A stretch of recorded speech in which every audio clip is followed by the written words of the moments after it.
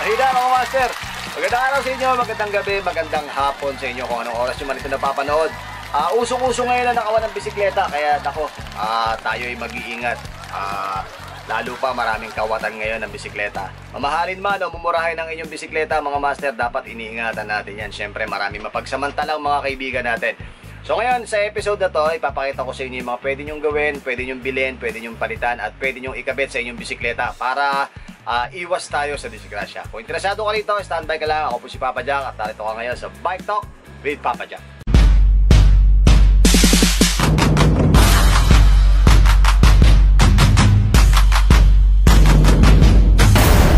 Alright, sa episode na to mga master, ayoko kasi nakakakita ng mga sa Facebook, marami ako nakikita na ninakaw yung bisikleta, nawala yung bisikleta, tinanggal yung gulong ng bisikleta, bigla na lang nawala. So, yung pagnanakaw hindi naman natin maiiwasan yan. Kahit anong gawin nating pag-iingat, talagang pagka gustong nakawin, nanakawin at nanakawin yan. Pero syempre, bigyan natin sila ng pagkakataon na mahirapan, di ba? Kahit palagyan natin ng maraming kadena yan, kung talagang gustong nakawin yan, nanakawin at nanakawin yan. Pero, ano nga ba yung purpose ng gagawin natin, na ikakabit natin? Syempre, ang purpose nun, kahit paano, ma-delay sila o mahirapan sila na gawin yung pagnanakaw na gagawin nila. Kasi syempre, yung bisikleta natin, hindi naman natin basta-basta yan binili na instant. Pinaghirapan natin yan. Mamahalin man o mumurahin, syempre kailangan maging maging maingat tayo sa gamit natin. Maglagay man tayo ng konting mga bagay na pwede nating ika-delay nila, malaking bagay na yon, di ba? Syempre kahit paano hindi na yun madali nilang makukuha na pagka gusto nilang kunin, may papaklasin kagad nila, wala na kagad. So, etong precaution na gagawin natin, itong mga sasabihin ko sa inyo, kahit paano magagamit natin to na pan-delay sa kanila. O kaya, ano nga ba yung mga gamit na yun? Una-una mga master, syempre, magkabit tayo ng lock. Kabit natin tong lock na to, mas maganda kung ang gagawin yung lock is yung digital. Kasi kung padlock lang, pwedeng i-bolt cutter lang yan, tapos na kagad yun. Pwedeng pukuin ng martilyo, tapos na kagad yun. Itong mga digital lock na to, mga master, itong mga ganitong digital lock, kahit papano, medyo mahihirapan sila at medyo madidelay sila. Paano nila gagawin yun? At kung paano nila makakalastok. Ito, ikot nyo lang to sa gulong nyo. Kahit paano, madidelay sila at hindi nila maitatakbo basta-basta yung bisikleta nyo. Kasi malaking bagay ito na bit-bit nyo. Lagay nyo lang to sa seat post nyo, lagay nyo lang to sa handlebar bag nyo, lagay nyo lang sa bag nyo, o kung saan nyo pwedeng ilagay. Maliit lang naman to. Pero make sure na kapag bumili kayo ng ganito, ang bilhin nyo, yung lighten, para kahit papano, hindi siya nagke-carry na panibagong bigat sa bisikleta nyo. Kasi, kapag wala kayo nito at kumain kayo halimbawa sa labas, hindi nyo nakikita, as much as possible, kapag nag-park kayo sa labas, make sure na kita nyo yung bisikleta nyo. Kita nyo yung gulong ng bisikleta nyo. Basta may nakikita kayo sa bisikleta nyo. Huwag nyong hahayaan na kapag kumain kayo sa isang restaurant, sa isang kainan na hindi nyo nakikita yung bisikleta nyo. Kahit pa may guard, wala naman silang pakialam sa bisikleta natin wala silang pananagutan sa bisikleta natin. Tayo ang may pananagutan sa ating bisikleta. Okay? Kung inaasa nyo sa kanila, kuya, pakibantay, wala silang pakialam doon. Ang pakialam nila, bantayan yung store nila. Hindi nila pakialam yung bantayan kung ano man yung nakapark, na lahat na nakapark sa establishments nila. Okay? So, ang sumunod natin mga master, syempre, itong alarm. Alam nyo mga master, nasubukan ko na to, itong alarm na to. Halagang magkano lang to, 200 plus. Itong alarm na to, marami siyang purpose. Hindi lang siya basta alarm. Busina rin siya. Especially ginagamit ko to kapag nagtuturo ako. Hanggang nyo. Diba? Pwede siyang busina. Pwede rin yung tunog na to, pwede rin tong gawing alarm kapag may gumalaw sa handlebar nyo, sa bisikleta nyo.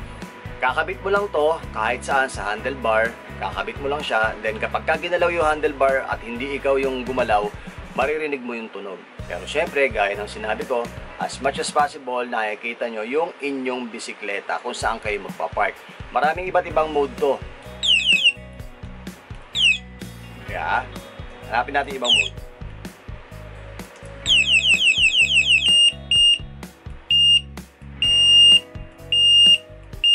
So, yun yung mga mode. Marami pa ibang mode to. So, So, pag binili nyo to mga master, alamin nyo lang kung ano yung, kung paano i-setup. Madali lang naman i-setup to. Ipo-push button, hold, tapos yun na yun. Madali lang to. Pwede kayong makabili nito sa orange basket, sa blue basket. Pwede kayong makabili nito.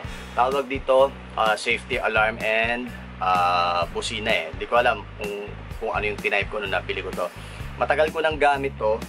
Nasa 4 years ko na yatang gamit to until now. Hindi pa ako nagpapalit ng battery. Napaka-reliable nito. Itago nyo lang to kung magpa-park kayo, itago nyo lang to sa hindi nakikita. Huwag sa handlebar. Kasi pag sa handlebar, malalaman nila na may alarm. Pero kung halimbawa naman, nagra-ride na kayo, ilagay nyo to sa handlebar para kapag halimbawa, may busina kayo.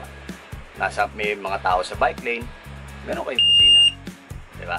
Malaking bagay na meron tayong gamit na ganito. Diba? So yung pangatlo natin, yun ang isa sa pinakamagandang na nakita ko na safety para sa ating mga bisikleta. Pero bago natin bitawan yung yung pangatlo natin, shoutout muna sa mga panghahas biker. Yung mga panghahas biker, mga panghahas siklista na downhiller, enduro pips natin dyan sa Rizal. Nako, maraming salamat sa mainit na pagtanggap nyo. Nako, hindi ko maisip na doon tayo magkikita. Maraming salamat sa inyo. Mag-iingat kayo palagi. Alam ko, napakarami nyo. Pati si Ate Rina. Ate Rina, magandang hapon sa iyo. Shoutout sa inyo lahat dyan. Mag-iingat kayo palagi sa inyong pagbibisikleta. Masaya ako nakakita ko kayo at nagkadaupang palad tayo. Okay? So, kung di pa kayo nakaka-subscribe sa atin, mga master, meron tayong TikTok channel, meron tayong Facebook page. Palike na lang po at follow ko na rin dito sa ating YouTube channel. Bike Talk with Papa Jack. Dadako na tayo ngayon sa ating pinakahuli na safety tips na pwede kong ibigay sa inyo. Etong ganito mga master. Kung tayo karaniwan kasi mga bisikleta natin, di ba? Usually mga naka QR, quick release, minsan iba naman true axle. Yung mga naka true axle wala namang problema. Pero karaniwan yung mga kaibigan natin na mid-range na bike, yung iba talaga naka quick release. Ano nga ba ang problema sa quick release? Ang quick release kasi since quick release siya, pag binaba mo na yan o pag itinaas mo na yung quick release attachment niya, matatanggal mo na yung goma, yung harap tsaka yung likod. Pero ano nga ba yung pwede natin gawin para hindi matanggal, lalo pa kung ikaw ay naka DT Swiss, aray ko, road bike, gravel bike o mountain bike. Kung ikaw ay naka DT Swiss at nakita mo natanggal na yung goma mo, tanggal na yung wheelset mo, masakit sa ulo yan. Ang natira na lang frame. Kahit pa sabihin mong meron kang ganito, meron kang lock, pagka tinanggal nila yung wheelset mo, hindi ka na makakauwi. So ano nga ba yung pwede natin gawin? Sa mga naka true axle, walang problema. But may hirapan sila doon unless may dala silang Allen wrench. Okay? So, ang pinaka the best na pwede nating ikabit sa ating mga naka quick release ay magpalit tayo ng axle. Ito yung axle na sinasabi ko sa inyo. Yung axle na to, ito yung tinatawag na safety quick release. Okay? Kung mapapansin niyo yung mga quick release, di ba? Meron nakalagay dito. Quick release dito, bababa lang yon and then luluwag na siya. Ito mga master, yung mismong key niya nakahiwalay. Kailangan muna nila nito bago nila matanggal etong quick release na to. Kagaya nito mga master, papakita ko sa inyo ha. Allen to, Allen, tapos ilalagay mo to dito. Tanging ito lang ang makakapagbukas dito unless meron siyang Allen na sais. Okay? Nakabit mo lang to dito, maluluwagan mo na, then tatanggalin mo na. Wala nang way para matanggal niya na mabilisan yung yung inyong wheelset. Napakaganda nito, parang quick release lang din to, parang yung axle lang din ng quick release nyo, palitan nyo lang nito, malaking bagay na. Madidelay na siya kahit papano sa ginagawa niyang pagnanakaw ng inyong wheelset. Kahit na anong gawin niya, maghanap siya ng mga ganyan, mahihirapan pa rin siya kung hindi siya handa nakawin yung inyong wheelset. Kung true axle, walang problema. Kung hindi pa kayo nakaganito, magpalit na kayo ng ganito mga master. 300 plus lang to, 305, 310, mga ganun lang to. Okay? Makakapamili ka pa ng kulay, mayroong pula at mayroong itim. Ito yung nakakabit natin kay straggler natin. Kaya mas maganda kung ikaw ay naka-quick release, magpalit ka na ng ganitong quick release axle mo. Alright? Ito mga master, di ba? Baon mo lang to, lagyan mo lang to sa handlebar bag mo o kaya sa frame bag mo. Malaking bagay na at kahit paano panatag ka na hindi basta-basta mananakaw ang iyong wheelset. Pero gaya nga ng sabi ko, ang magnanakaw ay pagka gusto magnakaw, magagawa ng paraan kung paano sila magnanakaw, di ba? Kahit nagaano pa ka-secured yung bisikleta mo, basta gusto nila nakawin yan, nanakawin nila yan. Alright? Maraming salamat sa inyo. Ganun lang kasimple yung ating episode ngayon. Sana nakatulong tayo. Kung sa tingin mo nakatulong tayo, mga master, ay mag-subscribe ka na sa ating channel. Pinutin mo lang tong bell button na yan para at least kahit paano updated ka sa ating mga ilalabas na episode. Hanggang sa muli, palaging tandaan, mahirapan pero hindi susuko. Ako po si Papa Jack. At narito kayo sa Bike Talk with Papa Jack. At siya nga pala, abangan nyo kami ng Papa Jack and Friends. Kami ni Dab Bike sa Marinduque Loop kami sa 21. Right? After Holy Week, nandun kami sa Marinduque. 3 days kami doon. Lahat ng mga taga Marinduque, kita-kits tayo doon. Maraming salamat sa inyo. Palaging tandaan, humingi sa Diyos ng gabay para sa ating paglalakbay. Ciao.